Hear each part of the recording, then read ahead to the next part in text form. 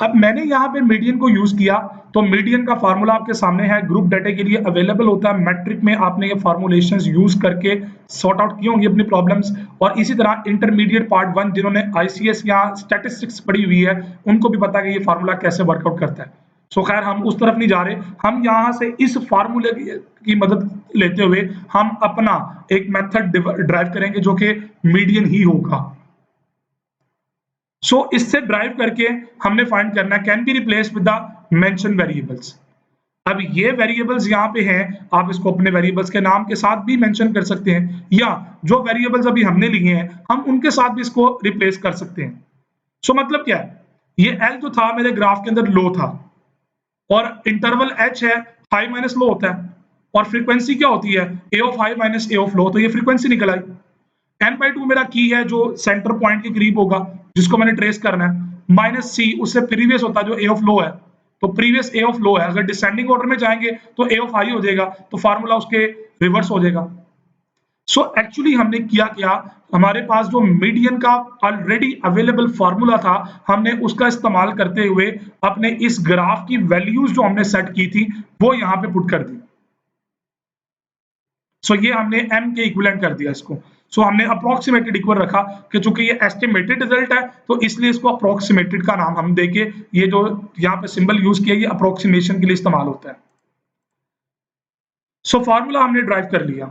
अब ये आप देख लें ऊपर आपके सामने डाटा सारा अवेलेबल है, नीचे मैंने उसकी वैल्यूज फार्मूले के अंदर पुट की हैं।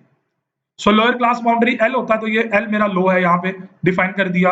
अब इंटरवल H होता है, अब H क्या है, हाई माइनस लो, इंटरवल होता है मैक्सिमम माइनस मिनिमम, तो maximum minus minimum, high minus low. इसी तरह जो फ्रीक्वेंसी होगी वो भी बनेगी A of high minus A of low into की, ये हमारा वो मिड पॉइंट जो मैं बता रहा था n/2 जिसको कहते हैं, और ये A ऑफ लो, इससे प्रीवियस एलिमेंट लो ही है तो A ऑफ लो ही होगा। सो मैंने यहाँ पे LOW या L खाली यूज कर लें या H यूज कर लें, वो वेरिएबल्स के पैरामीटर्स आप अपनी पसंद के मुताबिक इस्तेमाल कर सकते हैं। ओके जी, नेक्स्ट टारगेट हमारा क्या है, अब मैं थोड़ा सा वेरिएबल्स के नाम जो है वो शॉर्ट करके करेक्टर्स लेके आ रहा हूँ ताकि मैं चीजों को जरा ज्यादा अच्छे तरीके से अंडरस्टैंड करवा दूं आपको। सो L की जगह पे मैंने लो की जगह पे L यूज कर लिया, हाई की जगह पे मैंने R यूज कर लिया, मिड की जगह पे मैंने X यूज कर लिया क्योंकि ये मिसिंग इंडेक्स है, ठीक है, और A ऑफ लो की जगह पे मैंने A ऑफ L यूज किया, A ऑफ हाई की जगह पे मैंने A ऑफ R यूज कर लिया। अब सिमिलरली आपको पता है कि ये इंडेक्सेस नीचे आएंगे, बॉटम पे होंगे, और जो वैल्यूज होंगी वो इस लाइन पे होंगी, वाई एक्सिस पे होंगी। सो आपके पास ये A ऑफ L और A ऑफ R दोनों अपनी लोकेशन पे मैंने सेट कर दी। अब ये एक्स एक्सिस है, ये वाई एक्सिस है, आपको चीजें मैं पहले भी डिफाइन कर चुका हूं ये। सो इस पॉइंट का मतलब क्या है, अगर मैं इस पॉइंट की बात करूं तो इस पॉइंट का मतलब ये है R, क्योंकि पेयर, इस पॉइंट के दो पेयर होते हैं ना, पेयर होता है, दो कोऑर्डिनेट्स होते हैं, एक्स एक्सिस का कोऑर्डिनेट और वाई एक्सिस का कोऑर्डिनेट। तो एक्स एक्सिस का कोऑर्डिनेट यहाँ पे R है और वाई एक्सिस का कोऑर्डिनेट A ऑफ R है। सिमिलरली यहां पे जो पॉइंट होगा वो L और A ऑफ L होगा। सो ये दो पॉइंट्स के कोऑर्डिनेट्स हमने सेट कर दिए। इसी तरह ये जो की पॉइंट है, डेफिनेटली यहाँ पे x एक x कोऑर्डिनेट है और एक v जो y कोऑर्डिनेट पे है। अब मैंने यहाँ पे दो वेरिएबल x और v यूज किए हैं, आप अपनी मर्जी के मुताबिक जो वेरिएबल नाम रखना चाहते हैं वो आप रख सकते हैं। मेजर चीज आपकी, मेन चीज आपका कॉन्सेप्ट है, कॉन्सेप्ट आपको मैच्योर होना चाहिए।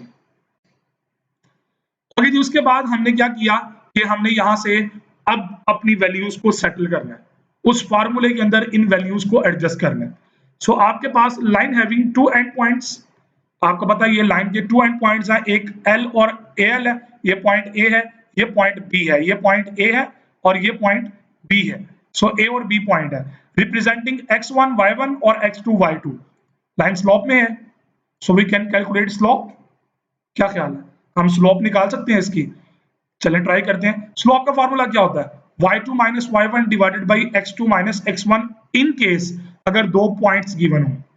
तो यहाँ पे इस लाइन के दो पॉइंट्स हमारे पास गिवन है, तो हमने वहां से y2 हमारा क्या है, A ऑफ R, y1 क्या है, A ऑफ L, x2 क्या है, R, और x1 क्या है, L। तो ये हमने यहाँ पे वैल्यूज को पुट कर दिया। स्लोप कैलकुलेट कर रहा हूं अभी मैं।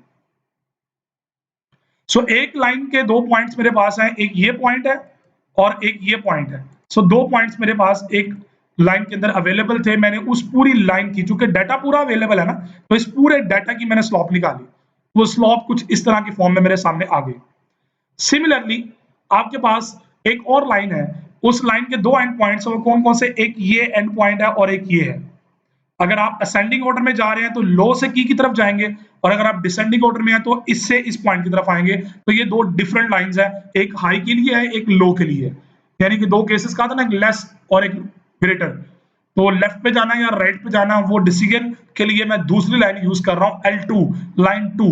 अब लाइन 2 के लिए एक पॉइंट ये ले रहा हूं L और A ऑफ L, और एक पॉइंट मैं की का ले रहा हूं X और Y, ठीक है, X और V।